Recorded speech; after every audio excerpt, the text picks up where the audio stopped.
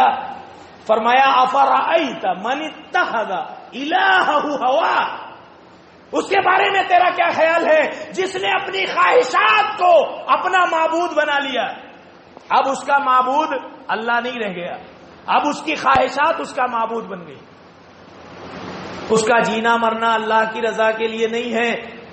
اس کی ایک چھوٹی سی مثال عرض کر دوں، جو اللہ کو اپنا معبود مانتے ہیں وہ فجر کی اذان سے پہلے کا الارم لگا کر سوتے ہیں، مگر مسلمانوں کی، مومنوں کی اکثریت صبح 7 بجے ڈیوٹی پر جانا ہے تو 6 اور 6:30 کا الارم لگا کر سوتے ہیں۔ خواتین اپنے بچوں کی اسکول کی تیاری کے لیے 6 بجے کا الارم لگا کر سو رہی ہیں۔ انہیں فجر سے کوئی مطلب نہیں ہے، وہ تو دنیا کے لیے جیتے ہیں، دنیا کی حد تک سوچتے ہیں، آخرت سے ان کا کوئی تعلق نہیں ہے۔ میں نہیں کہتا اگر ہم میں سے کسی نے اپنی خواہشات کو اپنا معبود بنا لیا ہے، ویسے نہیں چلتا جیسے اس کے رب کا حکم ہے، ویسے نہیں بیٹھتا جیسے اس کے رب کی مرضی ہے، ویسے لین دین نہیں کرتا جیسے اس کے رب کی مشیت ہے، اپنی خواہشات من چاہی زندگی گزارتا ہے، تو میں نہیں کہتا، کسی مفتی کا فتویٰ نہیں ہے، عرش والے نے اپنے کلام میں کہا ہے کہ پھر وہ میرا بندہ نہیں ہے، وہ اپنی خواہشات کا بندہ ہے، مشرک ہو گیا۔ کیسے؟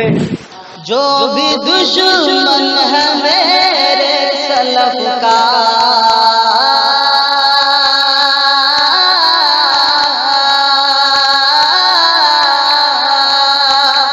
جو بھی دشمن ہے میرے۔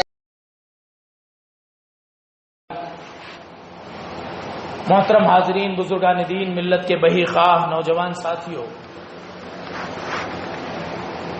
مومنہ ماؤں اور بہنوں، سب سے پہلے ہر قسم کی تعریف و توصیف بڑائی، بزرگی، کبریائی، عظمت و جلال، حمد و ثنا اور شکر و سپاس ہوں اس اللہ عظیم وحدہ لا شریک احد و صمد کے لیے، جس نے آسمانوں کو بلندی، زمین کو وسعت، پہاڑوں کو استقرار اور ٹھہراؤ، پانی کو شفافیت، ہوا کو بہاؤ، اور ہم انسانوں کو قوت گویائی، اور ہم مومنوں کو اسلام، قرآن کریم، توحید باری تعالی اور منہج سلف جیسی عظیم نعمت عطا فرمائی۔ ربنا لك الحمد حتى ترضى ولك الحمد اذا رضيت ولك الحمد بعد الرضا۔ بعد ازاں انگنت درود و سلام ہو سید الاولین والآخرین، امام الانبیاء والاتقیاء والاولیاء والشہداء والصلحاء والمرسلین، محمد عربی محمد الرسول اللہ صلی اللہ علیہ وسلم کے لیے کہ آپ نے دین پہنچانے میں کسی طرح کی کوئی خیانت اور کمی نہیں کی، بلکہ اللہ کا پیغام بندوں تک پہنچانے میں پوری امانت اور دیانت داری کا مظاہرہ کیا، اتنی سعی اور کوششیں کی کہ اللہ رب العالمین نے فرمایا فَلَعَلَّكَ بَاخِعٌ نَفْسَكَ عَلَىٰ آثَارِهِمْ إِن لَّمْ يُؤْمِنُوا بِهَٰذَا الْحَدِيثِ أَسَفًا، کہ آپ اس بات کی فکر میں کہ وہ لوگ اس دین پر ایمان نہیں لاتے اپنے آپ کو ہلاک کر لیں گے۔ یعنی اللہ رب العالمین نے اپنے نبی علیہ السلام کی تائید میں یہ بیان کر دیا۔ اس سے یہ بات صاف ہو گئی کہ آپ نے پوری امانت اور دیانت داری کے ساتھ اللہ کا پیغام بندوں تک پہنچایا۔ بڑا بخیل ہے وہ شخص جس کے سامنے اس کے نبی کا نام آئے اور وہ صلی اللہ علیہ وسلم بھی نہ کہہ سکے۔ اللہم صلی علی محمد وعلی آل محمد کما صلیت علی ابراہیم وعلی آل ابراہیم انک حمید مجید، اللہم بارک علی محمد وعلی آل محمد کما بارکت علی ابراہیم وعلی آل ابراہیم انک حمید مجید۔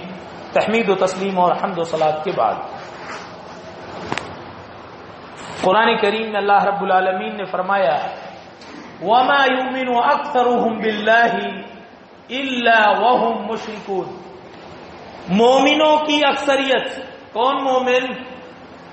جو یہ کہتے ہیں آمنا باللہ، ہم اللہ پر ایمان لائے، وَمَا يُؤْمِنُ أَكْثَرُهُمْ بِاللَّهِ إِلَّا وَهُمْ مُشْرِكُونَ، ایسے مومنوں کی اکثریت مشرکین کی ہے۔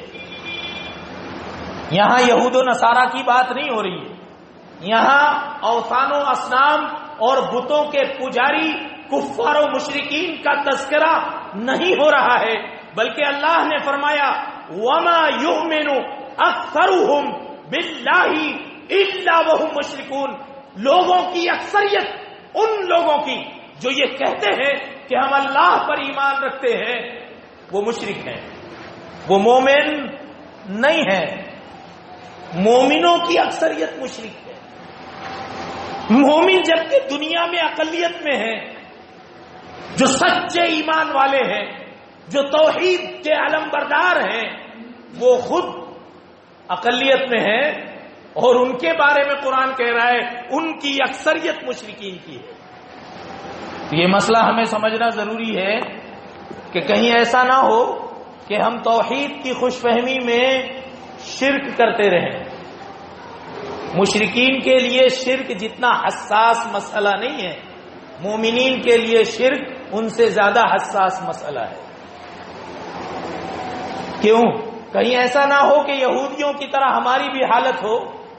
یہود کے بارے میں اللہ رب العالمین نے فرمایا وَقَالُوا لَن يَدْخُلَ الْجَنَّةَ إِلَّا مَنْ كَانَ هُودًا أَوْ نَصَارَىٰ، ان کا یہ گمان، ان کا یہ کہنا ہے، انہوں نے یہ کہا کہ جنت میں ہرگز ہرگز داخل نہیں ہو سکتا مگر وہی جو یا تو یہودی ہو یا عیسائی ہو۔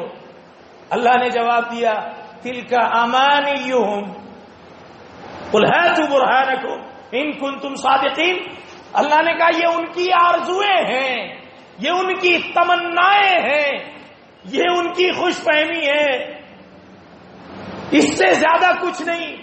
اور اگر اپنے اس دعوے میں وہ سچے ہیں تو لائے کوئی ایسی دلیل پیش کریں، براہین ساطعہ پیش کریں، دلائل قاطعہ پیش کریں جن سے یہ ثابت ہو کہ جنت پر انہی کی ٹھیکیداری ہے۔ اپنے اس دعوے میں وہ جھوٹے ہیں، ان کی یہ صرف خواہشات ہیں، تمنائیں ہیں۔ مرتے مر گئے مگر یہودی یہی سمجھتے رہے کہ ہم جنتی ہیں، اور ہم سمجھ رہے ہیں روئے زمین پر انسانوں کی تمام تعداد میں، ساری انسانیت میں سب سے زیادہ اللہ، اس کے فرشتوں اور اس کے نبیوں اور اس کے مومن بندوں کی لعنت کے مستحق اگر کوئی ہے تو وہ یہودی ہیں، اور یہودی کیا سمجھ رہے ہیں؟ ہم جنتی ہیں۔ تو خوش فہمی آدمی کو قبر تک پہنچا دیتی ہے۔ انہوں نے یہ بھی کہا وَقَالُوا كُونُوا هُودًا أَوْ نَصَارَىٰ تَهْتَدُوا قُلْ بَلْ مِلَّةَ إِبْرَاهِيمَ حَنِيفًا، انہوں نے کہا یہودی ہو جاؤ یا عیسائی بن جاؤ تبھی تم صحیح راستے پر آؤ گے، تبھی تم ہدایت یافتہ مانے جاؤ گے۔ اللہ نے فرمایا ان سے کہو بل ملت ابراہیم حنیفا، بلکہ ابراہیم جو یکسو تھے، حنیف تھے، ان کی ملت صحیح دین ہے اور صحیح ہدایت ہے۔ جو ملت ابراہیمی پر ہوگا وہ صحیح راستے پر ہے۔ آج امت مسلمہ کی بھی وہی حالت ہے، کل حزب بما لدیہم فرحون، ہر گروہ جو عقیدہ اور منہج اس کے پاس ہے اسی میں مگن ہے۔ ہر گروہ اپنی سوچ و فکر، اپنے افکار و نظریات، اپنے خیالات، اپنے مکاتب فکر کو لے کر، اپنے منہج اور مسلک کو لے کر خوش فہمی میں کا شکار ہے۔ کل حزب بما لدیہم فرحون، ہر گروہ جو کچھ ان کے پاس ہے اسی میں وہ مگن اور خوش ہیں۔ کہیں ہم بھی تو انہی میں سے نہیں ہیں؟ ہم بھی کہہ رہے ہیں زبان سے توحید کی باتیں، مگر زبان حال سے ہم توحید کے خلاف کر رہے ہیں۔ زبان قال سے جس توحید کی بات ہم نے کہی ہے وہ کیا ہے؟ ذرا اسی کی روشنی میں ہم اپنے شب و روز کو پہچانیں، اپنے اعمال کا جائزہ لیں تو اندازہ ہوگا کہ ہم خود توحید مخالف ہیں۔ معاف کیجئے، بہت سارے ایمان والے ایمان مخالف ہیں، بہت سارے اہل توحید مخالف ہیں۔ کیوں؟ میں نہیں کہتا، کسی مفتی کا فتویٰ نہیں ہے، خود اللہ نے اپنے کلام میں کہا ہے افرأیت من اتخذ الہہ ہوا وَأَضَلَّهُ اللَّهُ عَلَى عِلْمٍ وَخَتَمَ عَلَى سَمْعِهِ وَقَلْبِهِ وَجَعَلَ عَلَى بَصَرِهِ غِشَاوَةً فَمَن يَهْدِيهِ مِن بَعْدِ اللَّهِ أَفَلَا تَذَكَّرُونَ. اللہ نے کیا فرمایا؟ أَفَرَأَيْتَ مَنِ اتَّخَذَ إِلَٰهَهُ هَوَاهُ. اس کے بارے میں آپ کا کیا خیال ہے جس نے اپنی خواہشات کو اپنا معبود بنا لیا ہے؟ اب اس کا معبود اللہ نہیں ہے، رحمان و رحیم نہیں ہے، عرش عظیم کا رب نہیں ہے، آسمان و زمین کا خالق و مالک اس کا معبود نہیں ہے، بلکہ اس انسان نے اپنی خواہشات کو اپنا معبود بنا لیا. وَأَضَلَّهُ اللَّهُ عَلَى عِلْمٍ. علم کے باوجود اللہ نے اس کو بے راہ کر دیا، گمراہ کر دیا. وَخَتَمَ عَلَى سَمْعِهِ وَقَلْبِهِ. اور اللہ نے اس کے کان یعنی اس کی سماعت پر اور اس کے دل یعنی اس کی قوت فکر پر اللہ نے مہر لگا دی. دنیا کی کوئی کتاب، دنیا کا کوئی اسپیکر، دنیا کا کوئی اسکالر، دنیا کا کوئی عالم، دنیا کا کوئی فتویٰ، قرآن کی کوئی آیت، نبی کا کوئی فرمان اب اس کے اندر اثر پذیری پیدا نہیں کر سکتا، کیونکہ اللہ نے اس کے سننے اور اس کے سوچنے کی صلاحیت پر مہر لگا دی. وَأَضَلَّهُ اللَّهُ عَلَى عِلْمٍ وَخَتَمَ عَلَى سَمْعِهِ وَقَلْبِهِ وَجَعَلَ عَلَى بَصَرِهِ غِشَاوَةً. اور اللہ نے اس کی آنکھوں پر ڈھکن لگا دیا. غشاوہ وہ دیکھنے کے لیے تو آنکھیں ہیں، مگر ہدایت آنکھوں کے راستے اندر نہیں جا سکتی، کان کے راستے ہدایت اندر نہیں جا سکتی، دل کے اندر ہدایت کو ایکسپٹ کرنے کا مادہ ہی ختم ہو گیا. فَمَن يَهْدِيهِ مِن بَعْدِ اللَّهِ أَفَلَا تَذَكَّرُونَ. اللہ کے بعد اب ایسے بد نصیب اور محروم کو کون ہے جو ہدایت دے؟ کیوں نہیں سمجھتے؟ کیوں نصیحت حاصل نہیں کرتے؟ وَقَالُوا ما هي الا حیاتنا الدنیا نموت ونحیا وما يهلكنا الا الدهر. ان کا نظریہ یہ ہے، وہ یہ کہتے ہیں کہ یہ دنیا کی زندگی ہی تو اصل ہے. صبح سے شام تک وہ اپنی دنیا میں آخرت کو ایسے بھلا بیٹھے ہیں کہ اللہ کا انہوں نے انکار کر دیا ہے، الحاد کا شکار ہو گئے، ارتداد کا شکار ہو گئے. اور ان کا نظریہ یہ ہے یہ جو چل رہا ہے، جو فیکٹ ہے، جو حقیقت ہے، وہ مال ہے، بزنس ہے، کاروبار ہے، لین دین ہے، یہی اصل ہے. یہ دنیا ایسے ہی چلی آئی تھی، ایسے ہی چلتی رہے گی. آخرت کو انہوں نے بھلا دیا ہے. اب ہم یہ کہتے ہیں کہ جو دہریہ ہیں، جو کمیونسٹ ہیں، وہ یہ کہتے ہیں کہ ہم کوئی دھرم نہیں مانتے، کوئی مذہب ہم نہیں مانتے. وہ زبان سے یہ دعویٰ کرتے ہیں، مگر ہم نے زبان حال سے وہی کیا ہے. کہنے کو تو ہم بھی یہ کہتے ہیں آمنا باللہ، اللہ پر ایمان لائے، مگر ہمارا ایمان اللہ کی ذات پر نہیں ہے. کیسے؟ دیکھیے توحید کے بارے میں ہم کیا کہتے ہیں. توحید کے بارے میں ہمارا نظریہ ہے، ہمارا منہج یہ ہے کہ اللہ کو اس کی ربوبیت میں، اس کی الوہیت میں، اس کے اسماء و صفات میں یکو تنہا ماننا. یعنی حاجت روا، مشکل کشا، رزاق، خالق، مالک اگر کوئی ہے تو وہ صرف اللہ ہے. عزت و ذلت کا مالک و مختار اگر کوئی ہے تو صرف اللہ ہے. کام بنانے والا، روزی دینے والا اگر کوئی ہے تو صرف اللہ ہے. روئے زمین میں، آسمان ہو یا زمین میں، کائنات میں ایک دانہ بھی اس کی مرضی اور مشیت کے باہر نہیں ہے. درخت کا ایک پتا زمین پر بغیر اس کی مرضی کے نہیں گر سکتا.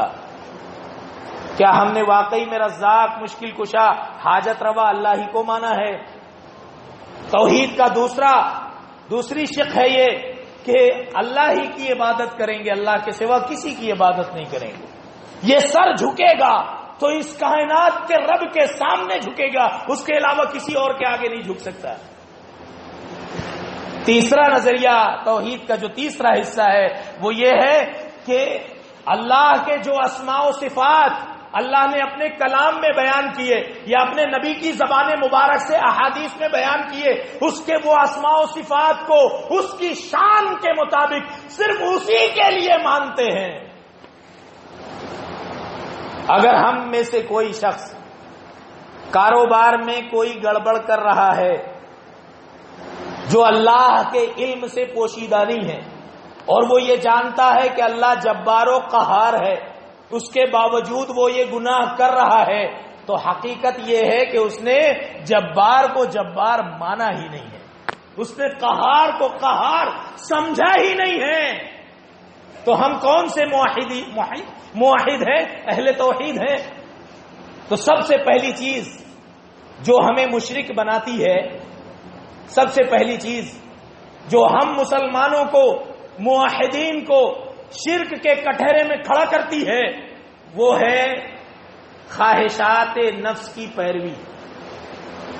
اللہ نے پیروی نہیں کہا بلکہ عبادت کا خطاب کا لفظ بیان کیا، فرمایا افرأیت من اتخذ الہہ ہوا، اس کے بارے میں تیرا کیا خیال ہے جس نے اپنی خواہشات کو اپنا معبود بنا لیا۔ اب اس کا معبود اللہ نہیں رہ گیا، اب اس کی خواہشات اس کا معبود بن گئی۔ اس کا جینا مرنا اللہ کی رضا کے لیے نہیں ہے۔ اس کی ایک چھوٹی سی مثال عرض کر دوں، جو اللہ کو اپنا معبود مانتے ہیں وہ فجر کی اذان سے پہلے کا الارم لگا کر سوتے ہیں، مگر مسلمانوں کی، مومنوں کی اکثریت صبح 7 بجے ڈیوٹی پر جانا ہے تو 6 اور 6:30 کا الارم لگا کر سوتے ہیں۔ خواتین اپنے بچوں کی اسکول کی تیاری کے لیے 6 بجے کا الارم لگا کر سو رہی ہیں۔ انہیں فجر سے کوئی مطلب نہیں ہے، وہ تو دنیا کے لیے جیتے ہیں، دنیا کی حد تک سوچتے ہیں، آخرت سے ان کا کوئی تعلق نہیں ہے۔ میں نہیں کہتا اگر ہم میں سے کسی نے اپنی خواہشات کو اپنا معبود بنا لیا ہے، ویسے نہیں چلتا جیسے اس کے رب کا حکم ہے، ویسے نہیں بیٹھتا جیسے اس کے رب کی مرضی ہے، ویسے لین دین نہیں کرتا جیسے اس کے رب کی مشیت ہے، اپنی خواہشات من چاہی زندگی گزارتا ہے، تو میں نہیں کہتا کسی مفتی کا فتویٰ نہیں ہے، عرش والے نے اپنے کلام میں کہا ہے کہ پھر وہ میرا بندہ نہیں ہے، وہ اپنی خواہشات کا بندہ ہے، مشرک ہو گیا۔ کیسے؟ اس کے دوسرا حصہ اس کا یوں سمجھیے کہ ہم جس دور سے گزر رہے ہیں یہ مادیت کا سب سے بدترین دور ہے۔ ایک زمانہ تھا دنیا پر مذاہب کی حکمرانی تھی، انسان کسی بھی مذہب سے تعلق رکھتا تھا تو اپنے مذہب کی عزت اور احترام اس کے دل میں پیوست تھی۔ وہ اگر ایک پتھر کا پجاری تھا تو اس پتھر کے سامنے عاجز بن کر کھڑا رہتا تھا۔ دنیا کے سارے لوگوں پر مذہب کی حکمرانی تھی۔ پھر وہ دور آیا کہ مذہب سے فلسفے کشید لیے گئے، بڑے بڑے فلسفی پیدا ہوئے۔ تو ایک دور دنیا نے وہ بھی دیکھا کہ دنیا پر مذہب چھوڑ کر فلسفوں کی حکمرانی ہو گئی، لوگ ایک دوسرے کو فلسفے کا حوالہ دینے لگے، فلسفوں سے متاثر ہونے لگے۔ پھر دنیا نے وہ دور دیکھا، فلسفے بھی پیچھے رہ گئے، فلسفی مر گئے، ان کی باتیں قصہ پارینہ ہو گئی، اور دنیا سائنس کے بل پر جینے لگی۔ ساری دنیا پر سائنس کی حکمرانی ہو گئی، سائنٹیفک دور نے، تجرباتی دور نے دستک دی اور سارے لوگ سائنس کے محتاج ہو گئے۔ سائنس کے ساتھ ساتھ جو چیز آگے بڑھی وہ مادیت تھی۔ اب ہم جس دور سے گزر رہے ہیں، معاف کیجئے، وہ مادیت کا انتہائی بدترین دور ہے، جہاں اگر کسی کی حکمرانی ہے تو وہ پیسہ ہے، اگر کوئی شناخت، کوئی پہچان بچی ہے تو وہ پیسہ ہے، عزت ہے، سربلندی ہے تو پیسے کی بنیاد پر ہے، تعلقات ہیں، رشتہ داریاں ہیں تو پیسے کی بنیاد پر ہے، پیسہ ہے تو ساری چیزیں ہیں، پیسہ نہیں ہے تو کچھ نہیں ہے۔ آئیے رسول عربی صلی اللہ علیہ وسلم نے کیا فرمایا؟ امام بخاری رحمہ اللہ نے ابو ہریرہ رضی اللہ عنہ سے روایت نقل کی ہے، رسول اللہ صلی اللہ علیہ وسلم نے فرمایا، دیکھیے یہ مال کا پجاری ہے، اللہ کا پجاری نہیں ہے، مال کا پجاری موحد ہو سکتا نہیں ہو سکتا۔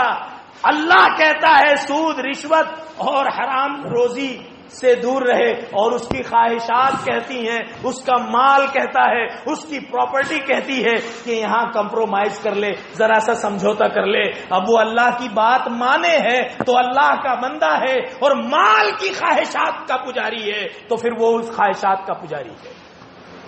رسول عربی صلی اللہ علیہ وسلم نے کیا فرمایا؟ تعس عبد الدینار والدرہم والقطیفہ ان اعطی رضی وان لم يعط لم يرضى۔ تعس عبد الدینار والدرہم، دینار و درہم کے بندے کا برا ہو۔ ہم تو کہتے ہیں ہم عبداللہ ہیں، عبد الرحیم ہیں، عبد الشکور ہیں، اور نبی کہتے ہیں تعس عبد الدینار والدرہم، عبد الدینار والدرہم، دینار و درہم کا بندہ اس کا برا ہو۔ ان لم یعطا یرضا، ان اعطی رضی وان لم یعطا لم یرضا۔ جب تک مال آتا رہتا ہے تو خوش رہتا ہے، جیسے ہی مال کا سورس بند ہوتا ہے ناراض ہو جاتا ہے، ساری چیزیں لپیٹ کر رکھ دیتا ہے، صرف مال کو پہچانتا ہے۔ اگر اس کی سوچ و فکر پر مال حاوی ہے تو ہمارے معاشرے کا کوئی بھی شخص ہو وہ یہ نہیں کہہ سکتا میں موحد ہوں۔ موحد کی سوچ و فکر پر اس کا رب طاری ہوتا ہے، اس کے رب کی منشا طاری ہوتی ہے۔ اگر ہماری سوچ و فکر پر صرف مال کا غلبہ ہے، مادیت کا ہم شکار ہیں، تو یاد رکھیے رسول عربی نے فرمایا پھر وہ عبداللہ نہیں ہے، عبد الدینار والدرہم ہے۔ روپے پیسے کو پہچانتا ہے، اسی سے ساری رشتہ داریاں ہیں۔ جب تک مال آتا ہے تو خوش ہے، مال نہیں آتا تو ناراض ہو جاتا ہے۔ میں ایک روایت عرض کر دوں، شیخ ابن کثیر رحمہ اللہ نے نقل فرمایا، حضرت ابو الدرداء رضی اللہ عنہ فرماتے ہیں لقد كنت تاجرا قبل عهد برسول الله صلى الله عليه وسلم فلما اسلمت اردت ان اجمع بين التجاره والعباده فلم يستقم امرنا على ما اردت فتركت التجاره والله لا اقول ان الله حرم البيع ولكن احب ان اكون في الذين لا تلهيهم تجاره ولا بيع عن ذكر الله۔ ابو الدرداء رضی اللہ عنہ فرماتے ہیں اسلام آنے سے پہلے میں بڑا بزنس مین تھا، لقد كنت تاجرا، میں بڑا تاجر تھا، قبل عہد برسول اللہ، اللہ کے رسول صلی اللہ علیہ وسلم کے زمانے سے پہلے۔ فلما اسلمت، جب میں مسلمان ہوا، اردت ان اجمع بین التجارت والعبادہ، تو میں نے یہ چاہا کہ تجارت اور عبادت دونوں لے کر چلوں گا، تجارت بھی کروں گا عبادت بھی کروں گا۔ فلم یستقم امر علی ما اردت، لیکن میں نے جیسا سوچا تھا ایسے ہوا نہیں، تجارت کرتا تھا تو عبادتیں چھوٹ جاتی تھیں۔ فترکت التجارہ، تو میں نے تجارت چھوڑ ہی دی، میں نے تجارت چھوڑ دی کیونکہ عبادت نہیں ہو پا رہی تھی۔ اگر عبادت کرے تو اللہ کا بندہ، اور اگر تجارت کی وجہ سے عبادت چھوڑ دے تو مال کا بندہ، مال کا پجاری۔ میں نے تجارت چھوڑ دی۔ ولا اقول، واللہ لا اقول، قسم اللہ کی میں یہ نہیں کہتا کہ ان اللہ حرم البیع، کہ اللہ نے تجارت کو حرام کیا ہے، میرا یہ نظریہ نہیں ہے، مگر میں یہ چاہتا ہوں کہ میرا شمار ان لوگوں میں نہ ہو لا تلہیہم تجارت ولا بیع عن ذکر اللہ، جن کی تجارت اور کاروبار نے ان کو اللہ کے ذکر سے غافل کر دیا۔ بس اسی خواہشات میں، اسی چاہت میں نے تجارت کو ترک کر دیا۔ اب ہم نے بھی دیکھا، ہم بھی مومن ہیں، ہمارا بھی دعویٰ صحابہ کرام کے ایمانیات کی طرح ہے، ہم بھی منہج سلف کے دعوے دار ہیں۔ ہم نے دیکھا عبادات کو اور تجارت کو، تو ہم نے عبادات ہی کو چھوڑ دیا تجارت کی وجہ سے۔ قسم اللہ کی، جس نے عبادت کو ترک کیا تجارت کی وجہ سے، وہ اللہ کا بندہ وہ تو تجارت کا بندہ ہے. عبد الدینار والدرہم والقطیفہ.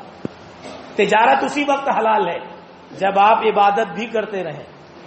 جہاں آپ نے عبادت چھوڑی تو آپ کا معبود آپ کا مال ہو گیا, آپ کا معبود آپ کا کاروبار بن گیا. ساری چیزیں قرآن اور حدیث میں موجود ہیں.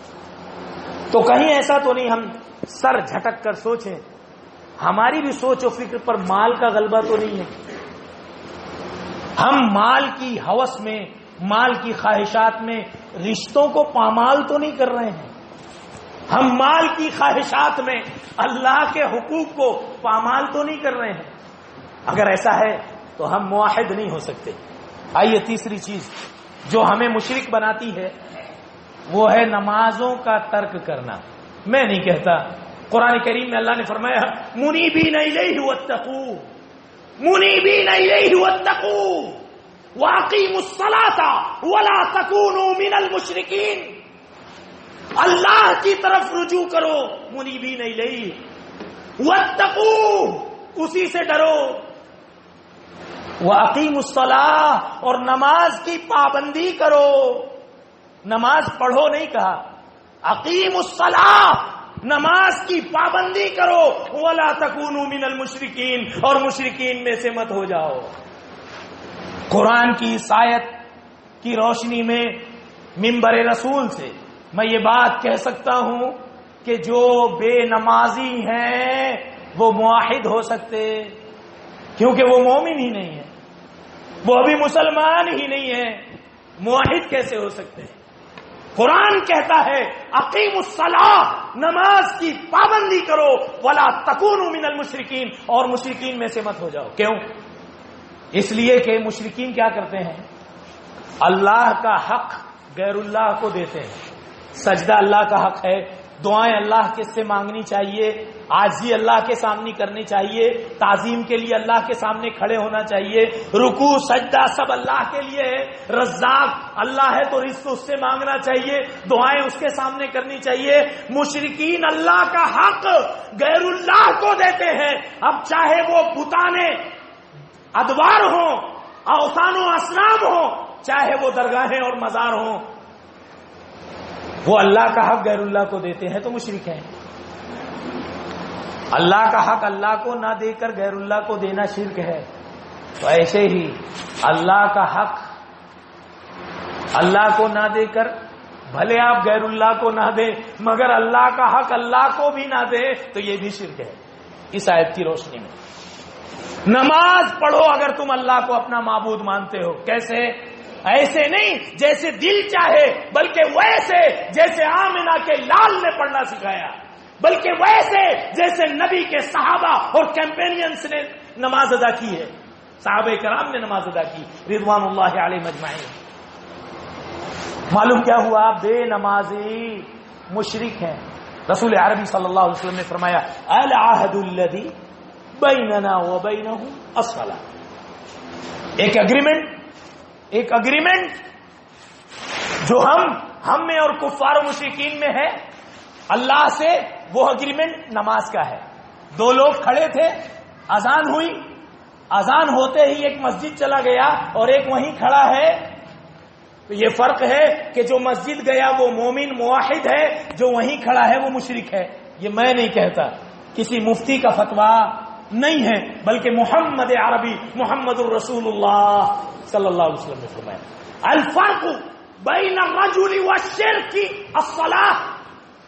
آدمی یعنی مومن اور مشرک کے درمیان اگر کوئی چیز فرق کرنے والی ہے تو وہ نماز ہے. جو نماز کا پابند ہے وہ موحد ہے, جو نماز ترک کرتا ہے وہ مشرک ہے. اب تلاش کیجئے موحدین میں کون لوگ نمازی ہیں اور کون لوگ بے نمازی ہیں. جو بے نمازی ہیں وہ مشرک ہیں, جو نماز کے پابند ہیں وہ موحد ہیں. کسی موقع سے نماز کے بارے میں تفصیلی بات ہوگی. نماز ہی کے تعلق سے ایک چوتھی چیز سنیے اور اس کو ذہن میں بٹھا لیجئے. خواہشات کی پیروی کرنا یہ شرک ہے, مال کا پجاری ہونا یہ شرک ہے, مادیت کا غلبہ ہونا, نماز ترک کرنا یہ بھی شرک ہے. جو صرف جمعہ کے نمازی ہیں, قسم اللہ کی وہ یہودیوں کی طرح جنت کی خوش فہمی میں نہ رہیں. تلک امانیہم، جیسے ان کی خواہشات تھی، کہیں ہماری بھی صرف تمنائیں نہ ہو جائیں. اور اس کے بعد چوتھی چیز، نماز تو پڑھ رہا ہے مگر اللہ کے لیے نہیں، بندوں کو دکھانے کے لیے. امام احمد بن حنبل رحمہ اللہ نے ابو سعید خدری رضی اللہ عنہ سے بڑی معروف روایت نقل کی ہے. رسول عربی صلی اللہ علیہ وسلم نے فرمایا ان اخوف ما اخاف علیکم، ان اخوف ما اخاف علیکم، مجھے تم پر سب سے زیادہ اندیشہ، بلکہ اخوف عندی من المسیح الدجال، بلکہ مسیح دجال سے زیادہ مجھے تم پر جس بات کا ڈر ہے وہ کیا ہے؟ کیا میں تمہیں بتاؤں نہیں؟ صحابہ کرام نے کہا بلا یا رسول اللہ، اللہ کے رسول آپ ضرور بتائیں. تو آپ صلی اللہ علیہ وسلم نے فرمایا یقیم الرجل ویزین صلاتہ لما یری من نظر رجل، ایک آدمی نماز پڑھتا ہے اور اچھی نماز اس لیے پڑھتا ہے کہ اسے لگتا ہے مجھے کوئی دیکھ رہا ہے، اچھے اچھے رکوع کرتا ہے، اچھے اچھے سجدے کرتا ہے، اس کے دل میں خیال آ گیا ہے کوئی مجھے دیکھ رہا ہے. اللہ کے پیغمبر فرماتے ہیں صلی اللہ علیہ وسلم مسیح دجال سے زیادہ مجھے اس بات کا تم پر ڈر ہے. کیوں؟ اس لیے کہ مسیح دجال کا فتنہ انہی لوگوں کو اپنے فتنے کا شکار کرے گا جو اس کے زمانے میں موجود ہوں گے، مگر یہ ریاکاری کا فتنہ یہ تو امت کے شروع سے لے کر آخر تک کے اکثر لوگوں کے لیے فتنہ بن جائے گا. ایک آدمی نماز کے لیے کھڑا ہوا، بڑا مخلص تھا، 2 رکعت پڑھی. اب جیسے ہی اگلی تیسری رکعت کے لیے کھڑا ہوا اسے احساس ہو گیا کہ کوئی مجھے دیکھ رہا ہے. اگلی 2 رکعتیں اس نے 3 منٹ میں ادا کی تھی، اور جب 2 رکعت دوبارہ کھڑا ہوا تو اس نے وہ 2 رکعتیں 6 منٹ میں ادا کی. نہ کسی نے کہا نہ کسی نے سنا، مگر ایک وہ عمل جو تھوڑی دیر پہلے عرش والے کے لیے ہو رہا تھا وہ بندے کے لیے ہونے لگا. میں نہیں کہتا، رسول عربی صلی اللہ علیہ وسلم نے فرمایا شرک ہے، ریاکاری شرک ہے. اب ذرا تلاش کرے کتنے لوگ ریاکار ہیں، کتنے مخلص ہیں، تو پتا چلے گا اقلیت در اقلیت وہ لوگ ہیں جو اللہ کی رضا کے لیے جیتے اور مرتے ہیں. پڑھتے ہیں تو صرف اللہ کی رضا کے لیے پڑھتے ہیں، کسی اور کو دکھانے کے لیے نہیں. قیامت کے دن اللہ کے سامنے سجدہ نہیں کر پائیں گے.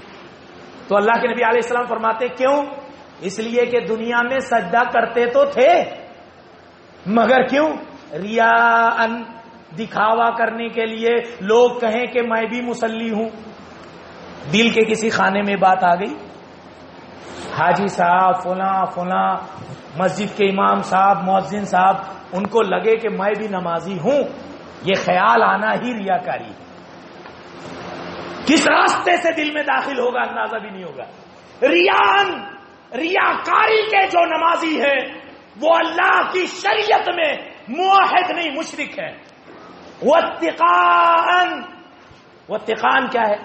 واتقان کا مطلب اللہ کے علاوہ بندوں کے ڈر سے نماز پڑھتے تھے. نماز نہیں جاؤں گا تو ابا کو برا لگ جائے گا، امی ناراض ہو جائیں گے، استاذ ناراض ہو جائیں گے، امام صاحب غصہ ہو جائیں گے، میں آیا نہیں فجر میں. واتقان وہ بھی مشرک ہے. اللہ کے ڈر سے نہیں پڑھتا، ماں باپ کے ڈر سے پڑھتا ہے، استاد کے ڈر سے پڑھتا ہے، مصلی کہلانے کے لیے پڑھتا ہے. تو اب کتنے بچے موحدین؟ تلاش کریں کتنے موحدین بچے. میرے بھائیوں، کہیں ہم بھی اس خوش فہمی میں نہ رہ جائیں جس خوش فہمی میں یہودی ہوا کرتے تھے. 2-4 باتیں اور عرض کرنی ہے اور آگے بڑھیے. خوف و رجا دونوں کی 2 قسمیں ہیں. خوف کی 2 قسمیں ہیں، خوف فطری، خوف تعبدی. خوف فطری کیا ہے کہ ایک آدمی کوئی انسان شیر سے، سانپ سے ڈرتا ہے، استاد سے ڈرتا ہے، تو یہ خوف فطری ہے، ہر انسان کے اندر ہو سکتا ہے. مگر ایسا خوف جو صرف خالق سے ہونا چاہیے، اگر وہ مخلوق سے ہونے لگا، اب میرا کیا ہوگا، اب وہ مجھے مار ڈالے گا. کسی کے مرنے پر یہ سوچنے لگے کوئی بیوہ خاتون یا اس کے بچے، ابا نہیں ہے اب ہم بھوکے مر جائیں گے. ان اللہ حی لا یموت، کل جو اللہ زندہ تھا وہ آج بھی زندہ ہے، وہ ہمیشہ زندہ رہے گا. رزاق کل بھی تھا، آج بھی ہے، آئندہ بھی رہے گا. جب باپ تھا بھی تو باپ رزاق نہیں تھا.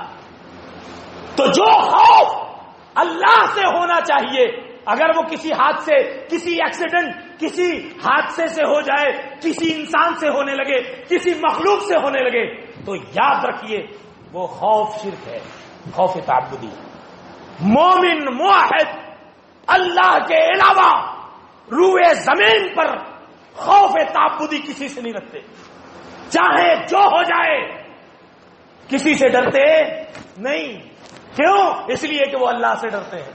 جو اللہ سے ڈرتا ہے وہ کسی سے نہیں ڈرتا، اور جس کے دل میں اللہ کا ڈر نہ ہو وہ اپنے سائے سے بھی ڈرتا ہے، تاریکی اور اندھیارے سے بھی ڈرتا ہے، تنہائی سے بھی ڈرتا ہے. تو خوف تعبدی جس کے اندر ہے وہ مشرک ہے. بہت سارے واقعات ہیں ان لوگوں کے جنہوں نے ظالم حکمرانوں کے سامنے سچی باتیں کی. میں ایک واقعہ کر دوں. ہشام بن عبد الملک اپنے وقت کا خلیفہ تھا. مکہ آیا تو اس نے کہا کوئی صحابی ہو تو ملاقات کروائیے. لوگوں نے کہا صحابی رسول تو نہیں ہے. اب کہا کوئی تابعی ہو تو میں ملنا چاہتا ہوں. طاؤس بن کیسان یمانی اس وقت مکہ میں تھے، ان کو بلوایا. طاؤس بن کیسان یمانی آئے تو اس کے دربار لگا ہوا تھا، قالین بچھی ہوئی تھی، چپل اتاری قالین کے کونے پہ اور آ کر کے السلام علیکم کیف انت یا ہشام یہ بولے اور بعد بیٹھ گئے. بڑا غصہ آیا ہشام بن عبد الملک کو. اور یہ دیکھیے تابعی تھے، اللہ کے سوا کسی سے نہیں ڈرتے تھے. کہا عجیب انسان ہیں آپ. چپل آپ نے قالین سے لگا کر اتار دی، سلام کیا آپ نے اور کہا یا ہشام، امیر المومنین نہیں کہا، اور آ کر کے آپ میرے قریب بغیر اجازت کے بیٹھ گئے، کھڑے نہیں رہے. طاؤس بن کیسان نے کہا رحمہ اللہ، کہا میں 5 وقت اللہ کے دربار میں جاتا ہوں، چپل اتار کے اندر جاتا ہوں، وہ کبھی ناراض نہیں ہوتا، وہ میرا رب ہے. اور اللہ نے اپنے برگزیدہ بندوں سے کہا یا یحییٰ یا داؤد یا عیسیٰ، وہ بندے کبھی ناراض نہیں ہوئے. اور میں نے یا ہشام کہا تو تم ناراض ہو گئے. اور رہی بات امیر المومنین کی، تو تمہاری عمارت پر سارے لوگوں کا اتفاق نہیں ہے، تو اس میں جھوٹ کا احتمال تھا، اس وجہ سے میں نے امیر المومنین نہیں کہا کہ سبھی لوگ کا اتفاق نہیں ہے تو میں کیسے امیر المومنین کہہ سکتا ہوں، اس میں جھوٹ کا احتمال ہے.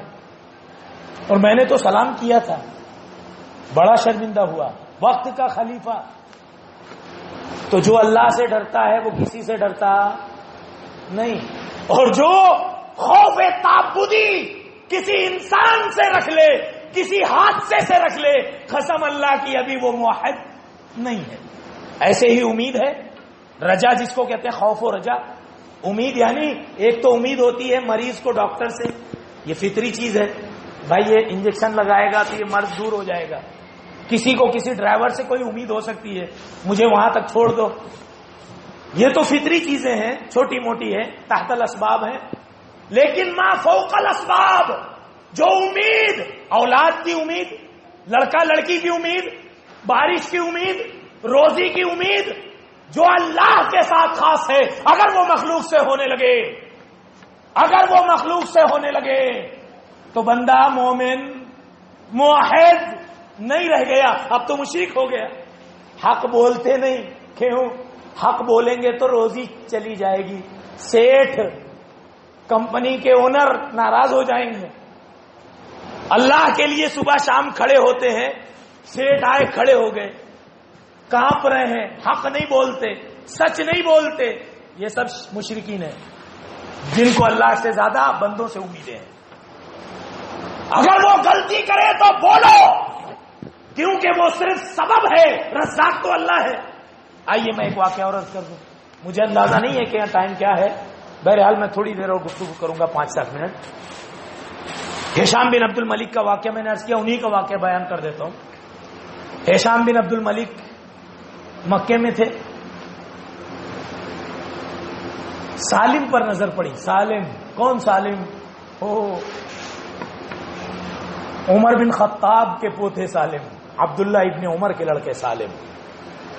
چپل ہاتھ میں ہیں، بڑی تیزی سے مسجد میں جا رہے ہیں، خلیفہ وقت کی نظر پڑی تو کہا سالم کو بلاؤ.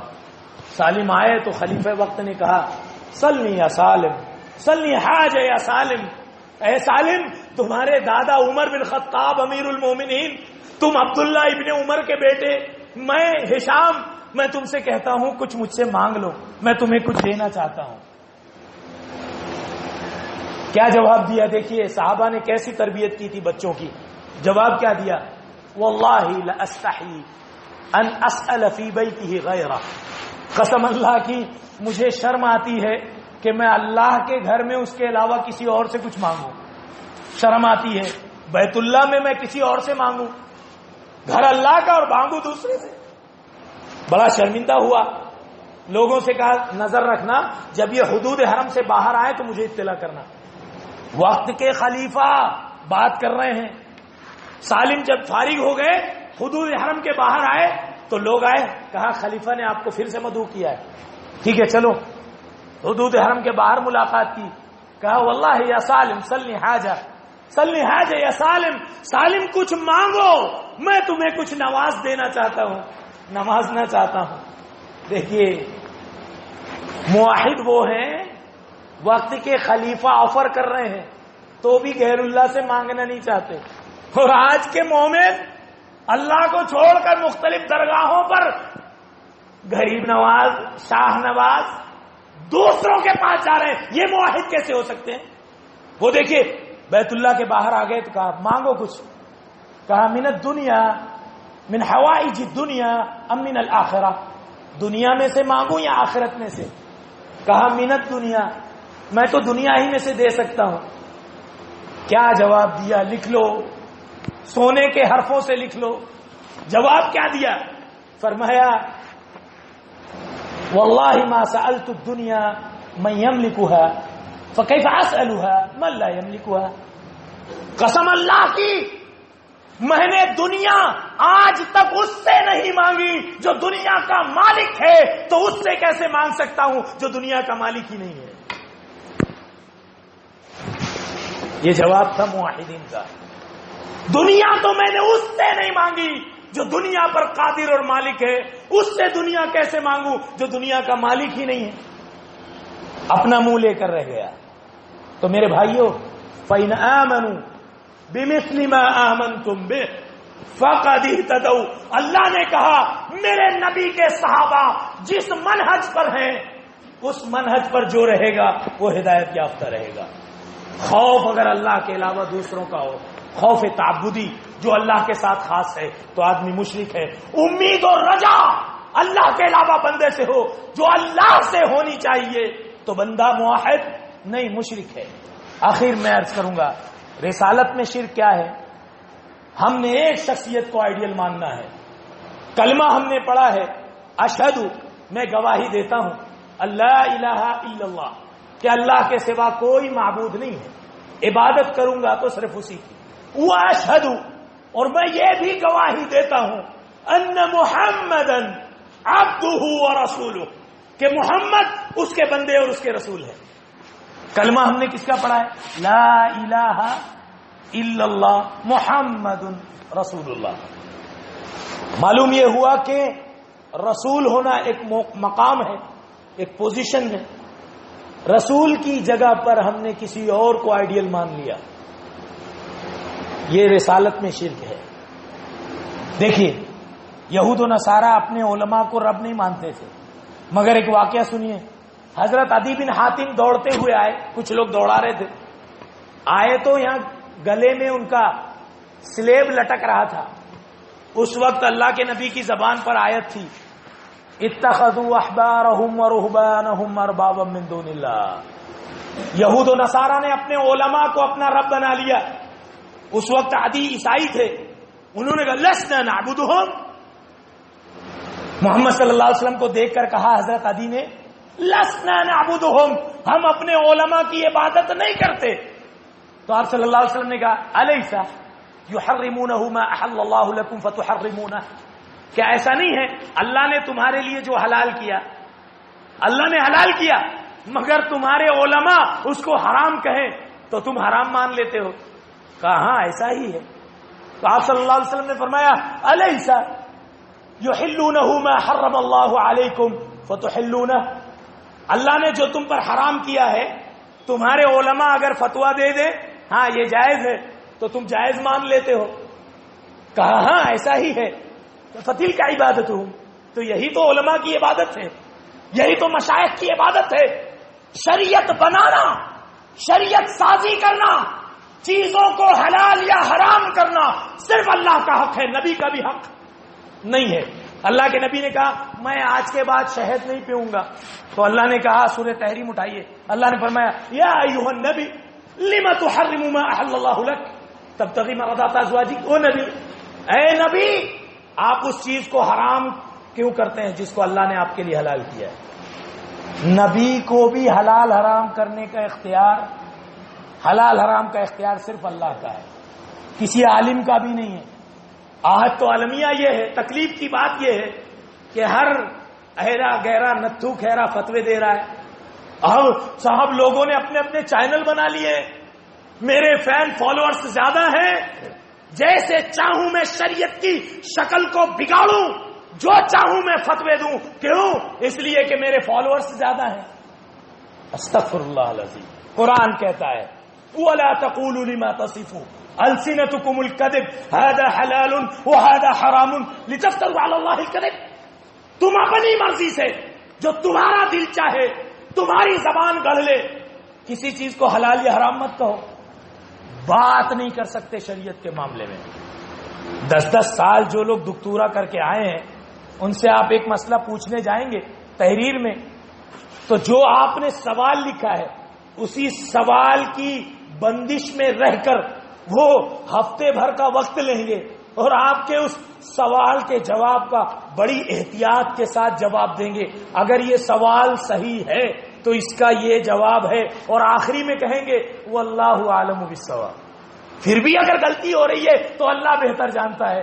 یہ وہ لوگ ہیں جو اسپیشلسٹ ہیں، جنہوں نے فقہ اور اصول فقہ کی تعلیم 7 سے 10 سال تک مدینہ منورہ میں حاصل کی ہے، جامع ازہر میں حاصل کی ہے.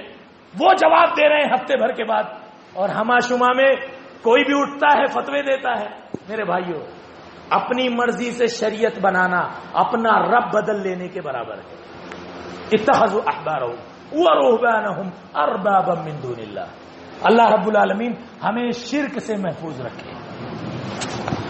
موسم ذرا سا خراب ہے، موسم کو گالی دینے لگے، ارے آج بہت حالات خراب ہیں، زمانے کو گالی دی، زمانہ بہت برا ہے.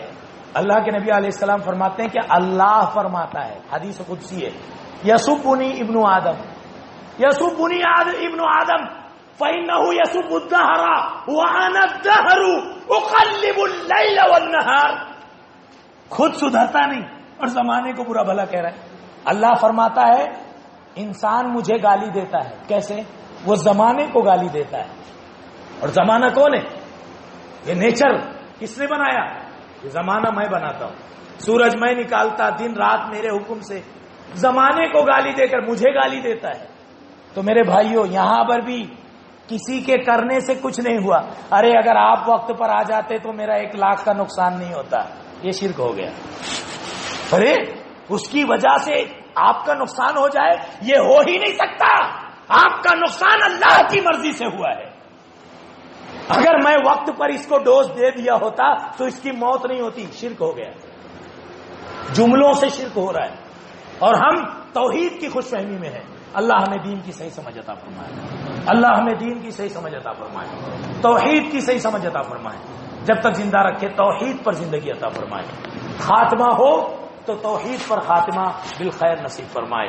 آمین. اقول قولی هذا واستغفر الله لي ولكم ولسائر المسلمين فاستغفروه انه هو الغفور الرحيم.